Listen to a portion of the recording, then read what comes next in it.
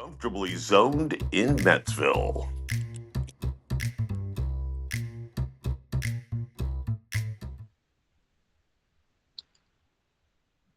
Hey, I'm on, says Pauly, the greatest producer in podcast radio and now video. How you doing, Pauly? I'm hanging out, brother. This is another beautiful Tuesday here in the hood. So good to see you. I guess I should show everybody that I'm alive and well in here. There we go. Okay, you showed us you're alive. I hope you're well. And why don't you introduce the guest? Because you could pronounce his name, and I can't. All right, that sounds great. All right, joining us once again, old friend, author, baseball aficionado. Give it up for Matthew DiBiase, everybody. Well, Matthew DiBiase is not just a baseball aficionado. You are a Renaissance man in all respects, Matthew. You've got 5 or 6 different books. Tell us about the new one that just came out, and we will talk about the managers that you talk about in your books that are New York Met managers. Yes. And we'll fit it right into the program. I'm happy to have you, brother. It's Ralph. It's so good to be here, and God bless you all. Yes, ladies and gentlemen, my latest release, which came out about 5-6 weeks ago, is titled "Patriarchs of the Dugout: Baseball's Greatest Managers." That it's a groundbreaking baseball book because it is the first time that a book rates and ranks those eligible Negro League managers alongside all other established Major League Baseball managers. Because 2 years ago, when baseball commissioner allowed Negro League stats to be incorporated into the official Canada Major League Baseball stats, that compelled me to start adding Negro League managers into my pantheon of great baseball managers, according to my rating system. My book uses Patriarchs of the Dugout. It uses 3 standards of excellence: career value, BQ value, which measures your best 5 consecutive seasons. For instance, Casey Stengel's, dynasty years with the Yankees from 49 to 53. And then also your best 5 single season performances overall, and they don't have to be consecutive.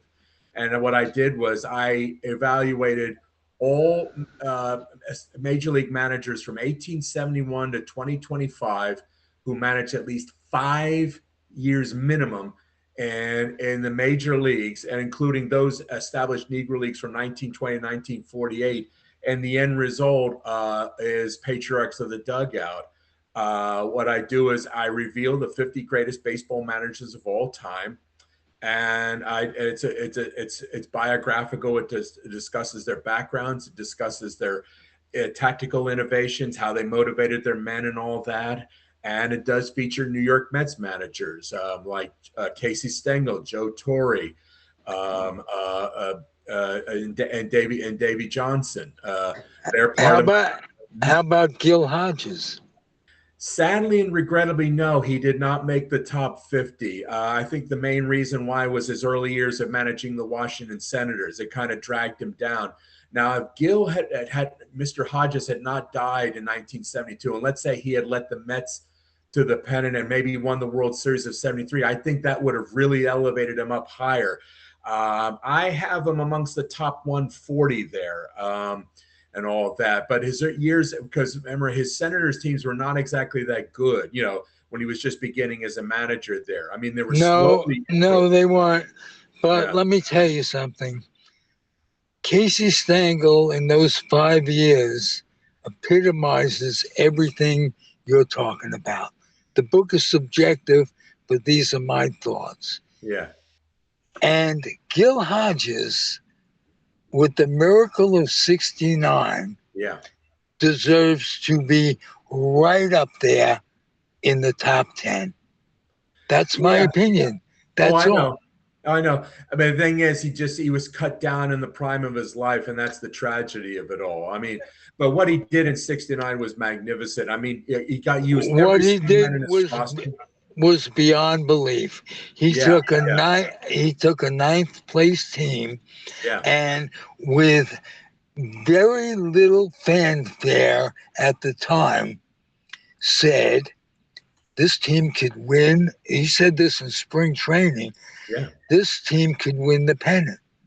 Yeah, I mean, And he knew there was going to be a winning season. Yeah, he knew that, and I think with his platooning was brilliant. I mean, he used every single man jack to the utmost on his roster, and I think very presciently, this was rare for a time. He was using a five-man pitching rotation right when other teams were using four, but he had that pitching depth. I mean, he had Seaver, Koosman, the young Nolan Ryan. He had right, McGraw. He had the bullpen. That pitching made all the difference in the world there, yeah, especially at the end during the postseason and all that. They came through magnificently. absolutely. Yeah. Tell us about your next project. Right now, I'm presently working on. It's called Men in the Huddle: Pro Basketball's Greatest Coaches, and it will be released on October 1st this year. Okay, it'll be published in Amazon, either in paperback or in Kindle. Just like my present book today, Patriarchs of the Dugout, is available at Amazon in either paperback or Kindle. It's on sale at 25% off and will remain on sale until the end of the baseball season there. Just type in my name, Matthew DiBiase, MattheWDiBiase, and there it is, Patriarchs of the Dugout and all of that. But yeah, I'll be evaluating the 50 greatest pro basketball coaches of all time, not just in the NBA, but even in the NBA's predecessor leagues like the National Basketball League and the Basketball Association of America. And even I incorporate the rival leagues, the American Basketball League that existed in the early 60s, and the ABA, the American Basketball Association.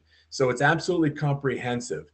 And I'm actually waiting for this present NBA playoffs to end so I can, because like Mike Brown, he'll be featured, the coach of the Knicks. He's featured in the book. I'm waiting to see how the Knicks do in the NBA Finals because, I just had to update it this morning because they just made it to the finals. So I had to add points to him. So he'll be moving up the charts. He'll be moving up the charts. And if he wins the title, he'll even move up the charts even more. And I'm still waiting for the other side, the other flip coin, who's going to represent the Western Conference there. So I'm still waiting.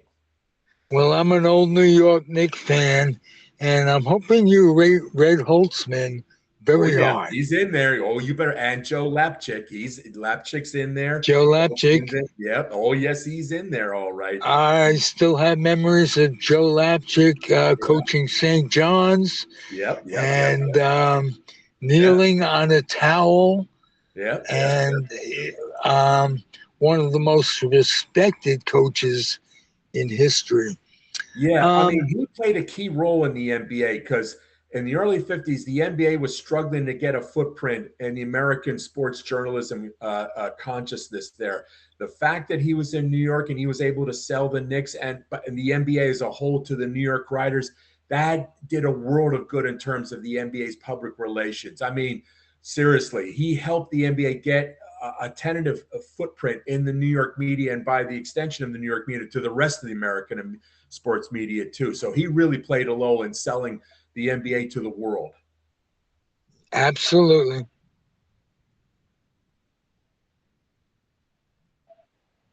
Like this? Okay. Much Hey, better? Matt. Yeah. Matt, let me ask you this. Yes. We know what Casey did with the Yankees, Yeah. especially in those 5 years, but he had another 5 years of being a dynasty after that. Okay? Yeah. Talk about what he meant to the early Mets of 1962. And I'm going to ask Paulie if you wouldn't play that slideshow we have. And if Matt can think of anything, by watching that slideshow about what he remembers of the early years of the New York Mets, it would be great. So what Casey did was he knew he was going to be the expansion drafts back in those days were horrible. All you got were cast-offs, men way past their primes or just worthless bench players. But what he did was, yeah, okay. What Casey did was he did a signal service in selling the Mets and establishing a footprint in the New York sports consciousness. I mean, the Yankees were already established, but what he did was by selling the Mets to the New York media, he was able to establish a fan base, give the fans a reason to come to the Polo Grounds and then later to Shea Stadium to see what was probably one of the worst teams in Major League history. But guess what? It was irrelevant how poorly the Mets were. This was something exciting. He was able to, that was the key, the public relations aspect. I mean, no matter how bad the Mets performed on the field, the fact that Casey, by talking to the New York writers, was able to allow the Mets to get a foothold in the Big Apple, create a fan base upon which you could build, which later, in 1969 led to World Championship glory. That was his signal service. No other manager could have sold the Mets to the New York sports media like he could. He was the perfect choice. I can't think of any other viable alternative. I mean, he knew he was managing a lousy team, but at the same time, though, he was preparing future stars, the young Ed Kranepool, the young Cleon Jones, the young Tug McGraw, the young Bud Harrelson. I mean, he was sowing seeds. It was like, as he later said in 1969 when the Mets won the World Series, he said, they came slow but fast. And he played his role there.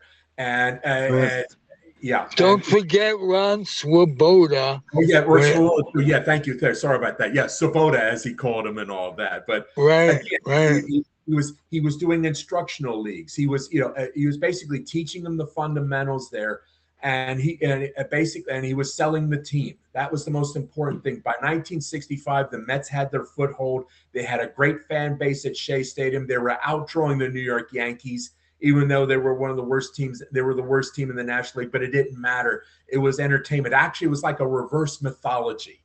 In other words, as Casey put it, they come up with more ways of losing than I ever thought was unimaginable. They took the team to its bosom, as Leonard Kopp told Ken Burns. I mean, it was just, that's what it was. It was like counterculture. It was like, just almost like a rebellion against the establishment, as it were, just instead of a staid corporate image like the Yankees were, now you had this colorful Mets teams with Choo Choo, and Gus Bell and Richie Ashburn and Marvelous Marv, poor Roger Craig losing 13 or 18 games in a row and all that, and just all that hapless baseball and all of that. But it was a new anti-mythology, and it still resonates amongst Met fans today. Let me talk about the draft that they had, which gave them so little in talent. Yeah. In 1961, the California Angels, I think they were known as that at that time, or Los Angeles Angels, drafted and made a mockery out of the league by quickly being contenders.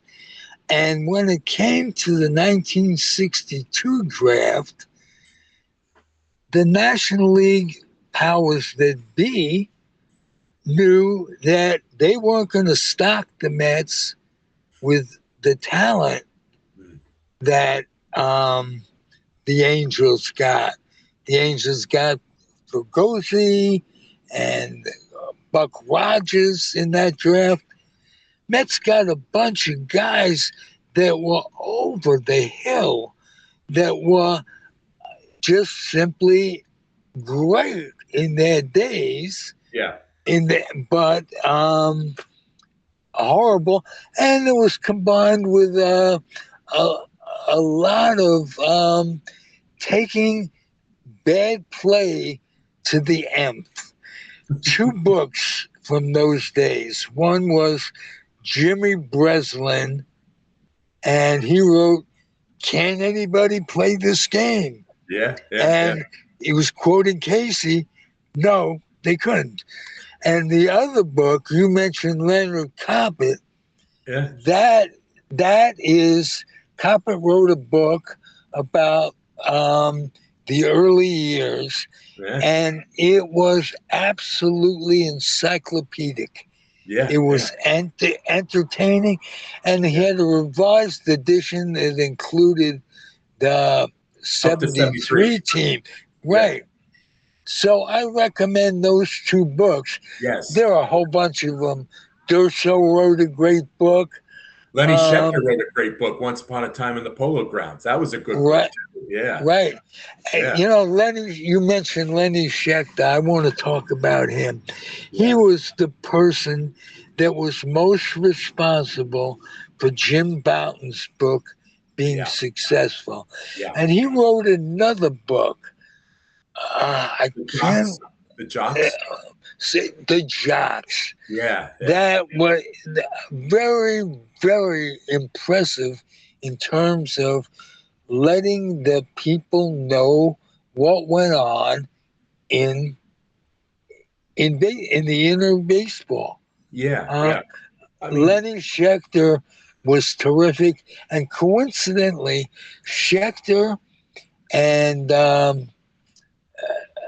the other Lenny, who name escapes my mind. Leonard Coppett, but you also had Jack Banks, Dan Isaacs, all those great young writers. You had the new journalism that really revolutionized sports journalism. I mean, it wasn't just the stats and what they did on the field; it was also the head game. Okay, what's going through your head when you hit that home run or make that play?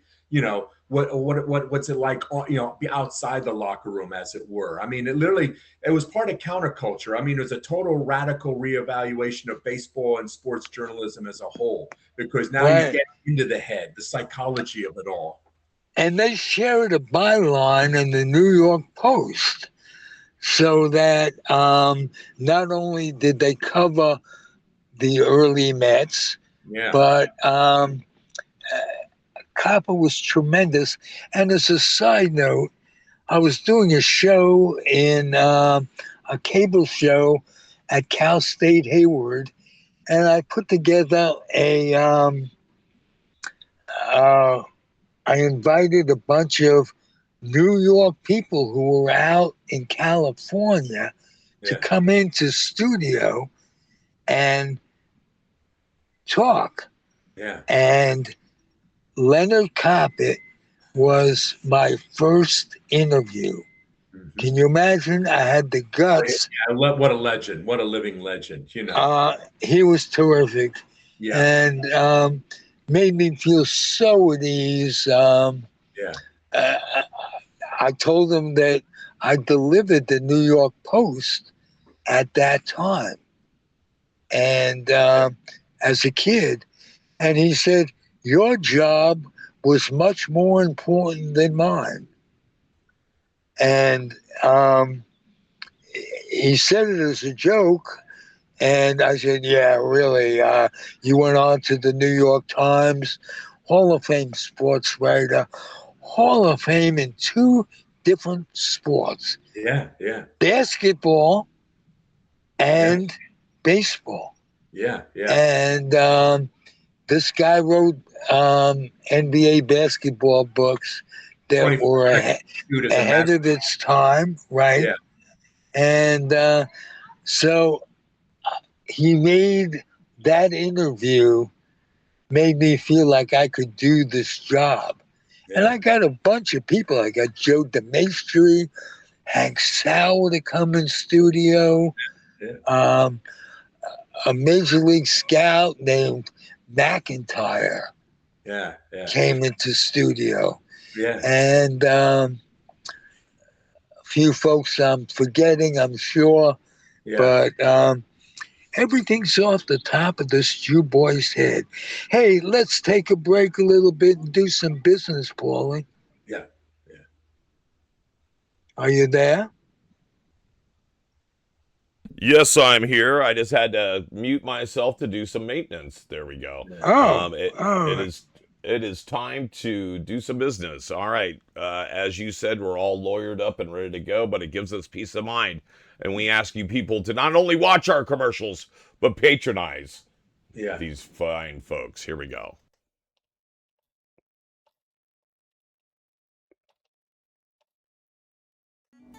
Whether it's criminal defense, estate planning, or civil litigation, the answer is the law offices of Andrew Doja. Call us today at 510-865-1600 or find us on the web at dojalaw.com. For tenant and landlord disputes, there's no other than the law office of Jeff Canberra. Call now 1-510-865-7369 and don't forget to tell them Zig sent you. All right, that's right. Don't forget Zig sent you. And Zig's sending you here also. Zig wants you to go like, subscribe, and follow him. Ring that little bell where it's applicable. That's right, on Facebook, Instagram, YouTube, and now on Twitch. So please go like, subscribe, and follow us, and make sure to ring that bell so that way you're notified the next time we drop an episode of Metsville. Here we go. We are back. Okay, just wanted to add something to that. We have two attorneys that specialize in different things. Andrew is a jack of all trade and a master of all, like our guest, Mr. DiBiase. But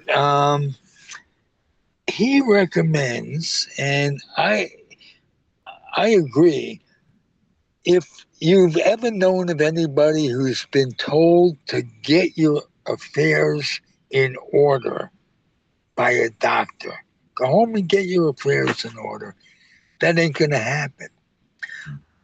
We both suggest that you talk to an attorney. If you're in Alameda, California, Andrew is great, and get your affairs in before you're told that story, because you're never going to do it. If they tell you that, the last thing you're thinking about is getting your affairs in order. You don't have the capability, you don't have the time, so do that beforehand. And if you're having any sort of landlord-tenant dispute, contact Jeff Canberra in Alameda. Mm-hmm. He will mediate, he will compromise, he will make a horrible situation better. Whether you're with the landlord, you're a landlord and having difficulty with the tenant, or whether you're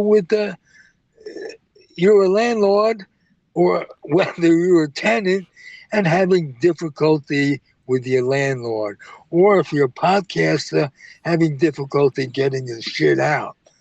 But in any event, take care of stuff early. And that's my advice. Also, my advice is do a good job in the world by taking some books for kids that are new or lightly used and bring them over to the Head Start program. Kids need to read.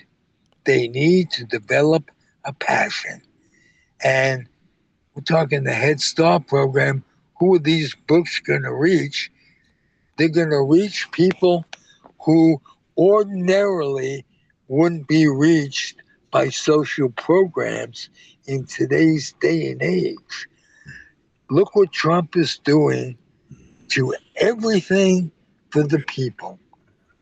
And he's taking that money and going to Iran and having a little engagement, as he says.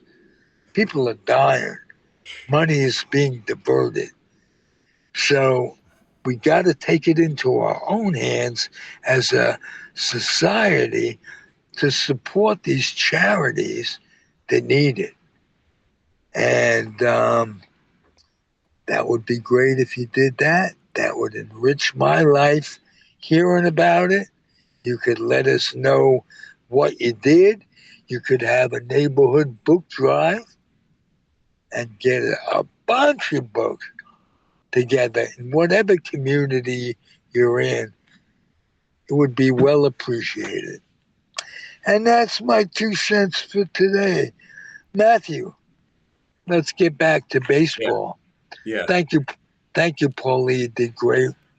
Yeah. Thanks. And Matthew, what is your hope for baseball's future? I think they've got to get back. They've got to get back to the Garden. They've got to reconnect with the fans again. I mean, thing is, the possibility of a stoppage next year, the fact that the owner's trying to impose a salary cap. The thing is, that'd probably be a catastrophe there. They've got to reconnect. I mean, they've got to find a way to connect to that young kid as it was 60 years ago when, the players could connect with the youth of America. I mean, that's what it's all about, trying to connect that connection to the youth of America to inspire them. Yeah, I want to be a baseball player too. I want to be a Met or any other team. And that's what they have to do. They got to reestablish that emotional spark there. They've got to, in other words, stop. Even though you are a mega millionaire or even perhaps a future billionaire and all that, you got to remember it's always about the kids. I mean, it's like that time Rocky Colavito teaching Hawk Harrelson.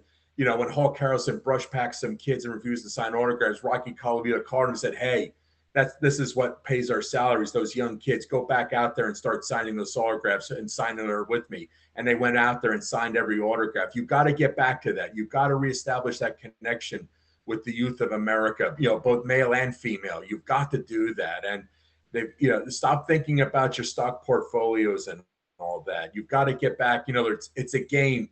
You're a hero. Be a hero to those kids. Give those kids some hope in a very hopeless America right now. I mean, a very hopeless and hapless America right now. You've got to reestablish that bond. Give them some, give them something. Give them some joy. In other words, baseball is still a game, and it's still fun. Go out there and play the game and be a hero. That's your job. That's what you're supposed to do. Is be a hero to those kids. That's my view. That's my vibe on it and all that. Okay, here's my vibe. If baseball would play the All-Star games and the World Series at times when the kids can watch it. Yes. I hate that. If regular games usually start was at 7 p.m. or something like that. Why can't they just do that? I mean, I'm tired of this 90 minutes of pregame ceremonies and all that. Just especially in October when the kids are school, they've got to be able, just start it earlier. Just get rid of the opening Michigas and all that. Just get into the game and make sure it ends at a time that, the kids can still watch it to the ninth inning and all that. I can't agree with you more. I couldn't agree with you more, Ralph. You hit it right on the head. I concur with that. Just get rid of all that extraneous nonsense and all that worthless pregame Michigas and all that. Just get the game on, man. At 7 o'clock, first pitch thrown, and just get the game on and do it. Yeah. Okay. All about it. My mind skips around. It goes back to our interview on managers. Yeah. Do you not think that Whitey Herzog would have been a better choice to take over the Mets than Yogi Berra was when Gil passed away? Oh, I know. It would have been interesting to see him commandeer that team with the talents that they were already in place there. It would have been interesting to see, could Whitey Herzog have outfoxed Dick Williams in that 1973 World Series and all of that. That would have been intriguing. I mean, but I think he was victimized by M. Donald Grant. I mean, I read Pete Golan, his views on Grant, and Pete Golanbach's book, Amazing, which is a great read, a very good read. And I use that as great source material for my book, Patriarchs of the Dugout there. I mean, Grant didn't have a clue, and he did more to destroy that Mets team than anybody else there. I mean, when Joe Torre took over in 77, thanks to Grant and the others, he said that he was inheriting a corpse of a team, and it took Davey Johnson to finally put the team back on the winning side again and all of that. But it would have been an inspired choice. I mean, Herzog wanted to manage and all that, and it was just poor politics. I mean, finally, Herzog got to manage with the Texas Rangers. Then he found his niche with the Kansas City Royals, and then he really came into his own when he went with the St. Louis Cardinals. And yes, Whitey Herzog is featured in Patriarchs of the Dugout. I'm not going to tell you where he's ranked, but he's definitely featured in there. There's definitely a chapter on him. So if you're into Whitey Herzog, if you're a Royals or a Cardinals fan, go out and get it, and you'll see where I have him placed in the baseball pantheon. Yes, we're Whitey. Yes. Okay, one more managerial question. How do you think that the guy with the sunglasses hiding in the dugout, you remember that? Bobby Valentine. Was it Bobby Valentine? Right. How do you think he ranks, and should he have been given more of a leash than he was with the Mets?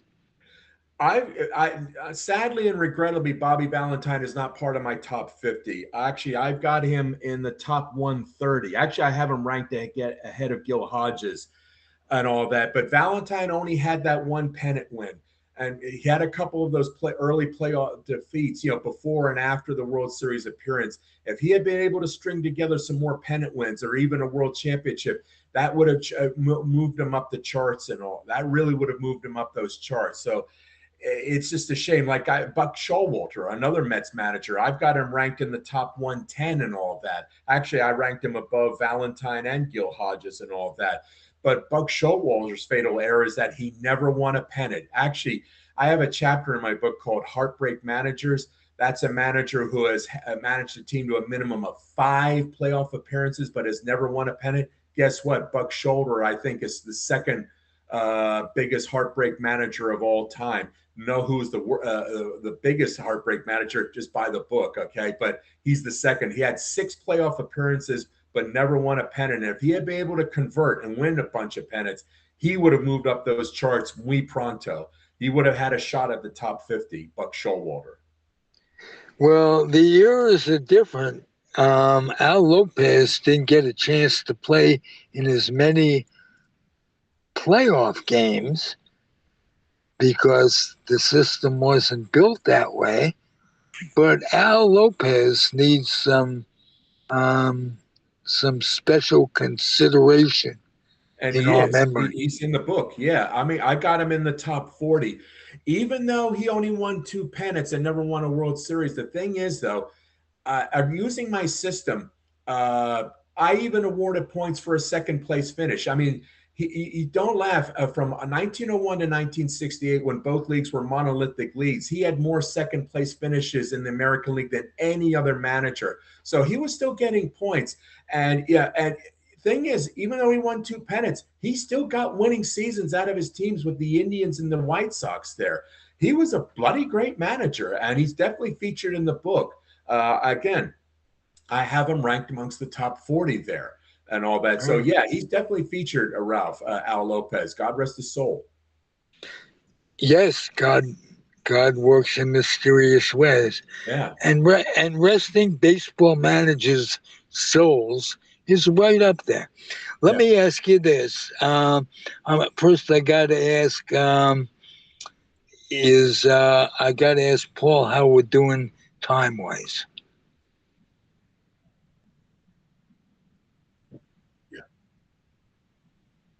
Yeah. Okay. All right. We have some time. Tell me what inspires you to write 5 books. I mean, I had this, where did you get the work ethic and the permission in life to be great?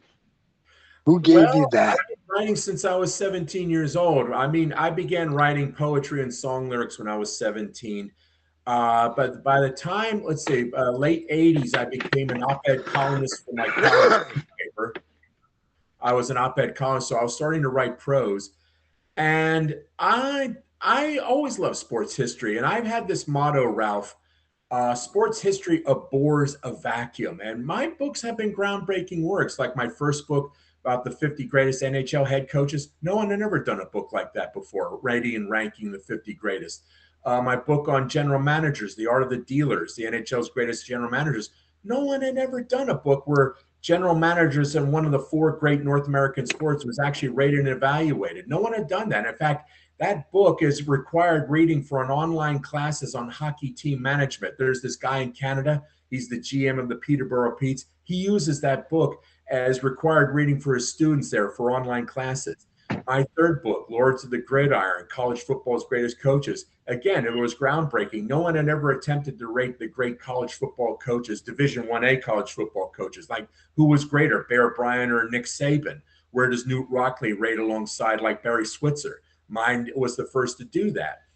And then my book, Lords of the Gridiron 2, Pro Football's Greatest Coaches, again, was evaluating the 50 greatest NFL head coaches of all time.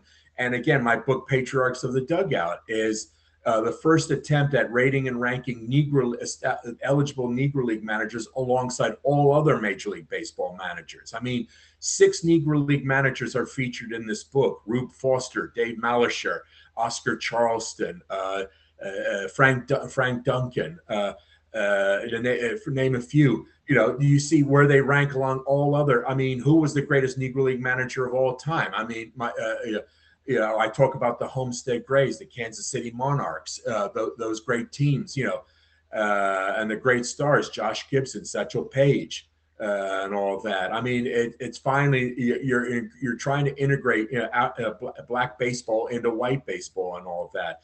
And my upcoming book, Men in the Huddle, Pro Basketball's Greatest Coaches. As far as I know, no one has ever tried to rank and evaluate the great NBA head coaches. Who was greater, Bill Jackson or Red Auerbach? Where does Greg Popovich rank alongside Pat Riley? Where does Red Holtzman rank in the pantheon of great NBA coaches? I mean, they will be featured. So on October 1st this year, go out and get it. It'll be up on Amazon. Yeah, seriously. So that's my philosophy, filling in holes in sports history. So even if you don't agree with my conclusions, at least my book serves as a frame of reference for future sports research. Couldn't have been better said by me. That's for damn sure. Yeah. You're not only articulate, but you're down to earth. Thank you. That's a rare combination of skills. Thank you. Yeah. You don't bullshit. Give me your up to date impression to get off baseball second, and to go to world affairs. Let me have Pauly ask you what you think. What he wants to ask, Pauly. Go. Okay. I was kind of listening again. You should see all the notes I have written for stuff. Because I've been just scrolling away and I've been kind of listening to your conversation, but I'm really just trying to manage 2 shows. I just want to know, how in the heck do you stay so prolific, man? How do you constantly, it's not easy. Oh, no, but talking to Matt. Yeah, I was talking to Matt. Yes. So Matt, no, I mean, how do you stay so focused and prolific about one thing? Is it just your love of the game that you're constantly writing about that? Because as a comedian, I'm writing about comedy a lot, but I'm not writing about the great comics of the past, or the comic I want to be, or I'm not writing about one subject. I'm usually, for me, comedy is one of 3 things. It's observational. I saw it happen. It's conversational. It happened between, I said to Zig and Zig said to Matt and we all laughed, kind of thing. Or it's improvisational. I just made this shit up off the top of my head. So, but I have a lot of fertile ground. It seems like you stay really focused in certain, very disciplined in certain aspects. Like, hey, I'm just going to look at baseball today. kind of thing? Well, I think what helps is the fact is I'm not married and I don't have any kids. Now, if I were married and I had children, that probably would cut into my ability to write because I would have to be taking care of my family and all of that. But you see, I'm unattached, so what am I going to do? So I have this, and as an outlet, for my artistic creativity and all that. And I like, since I don't have any children, this is in a sense, my books are my children. This is my legacy I understand. on the world and all of that. And I hope. And this network is mine. Yeah. So I understand. Yeah. Go ahead. So in other words, you don't have some of the worldly distractions that we do.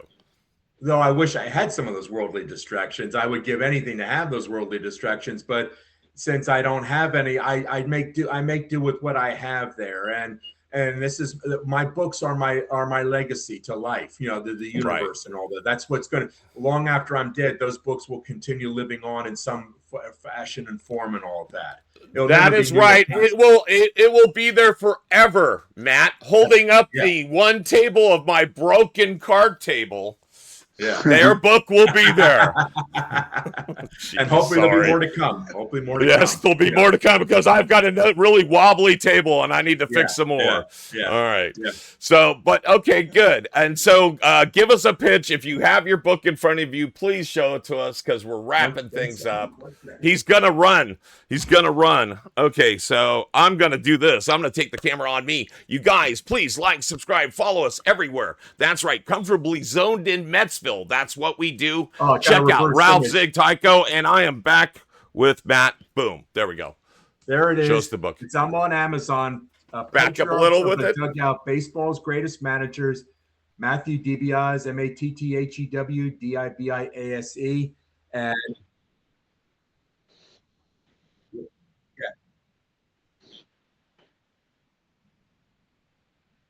yeah. It's up on sale. Go out and get it. It's up to date, up to the last season, 2025 there. And it answers that question. Who are the 50 greatest Major League Baseball managers of all time? And it covers the waterfront from 1871 to 2025. Awesome. That's great. Thank you for having that. Nice. We didn't have the graphic for it. It was awesome. And then Matt, DiBiase, what else? Where else can we follow everything that you're doing, sir? Tonight I'll be doing my podcast show, The Package Tourist, where I'll be interviewing Glenn Stout, author Glenn Stout. Again, usually Tuesdays or Thursdays. I put my show up on YouTube, usually after 10:30 p.m. Eastern Standard Time. And I interview authors of all stripes. If you are an author who would like to be showcased on my show, reach out to me. I'm on Facebook or LinkedIn. I'm looking for guests for the year 2027. I got slots for later next year. Reach out to me. I'd love to have you on. I take on authors of all stripes. It doesn't have to be sports. It could be politics. It could be Christian romance. It could be children's books, poetry, you name it. I'll take on any author. All right. Well, Matt, I'll take DiBiase. on some Christian romance. What the hell? Jew boys love Christians. Well, I don't need love, but I need some liking. I know, but I love you, Guru. I love you, man. I love you. Thank you, man. No romance intended. Right. Be well, and thanks for being on the air.